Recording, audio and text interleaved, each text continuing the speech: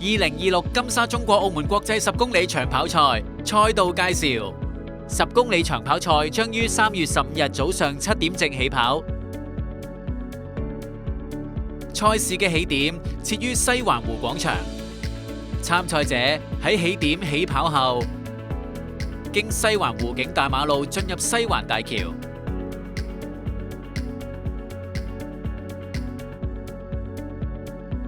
經東亞運圓形地地下行車隧道，進入東亞運大馬路，於東亞運街左轉進入東亞運大馬路，於交界處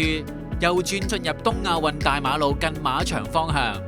經行車天橋進入望德聖母灣大馬路，沿望德聖母灣大馬路往路氹連貫公路圓形地方向直行，到達路氹連貫公路圓形地，右轉進入路氹金光大道，途經澳門倫敦人，於澳門巴黎人前折返，途經澳門巴黎人同澳門威尼斯人，到達路氹連貫公路圓形地左轉進入望德聖母灣大馬路，左轉進入新城大馬路，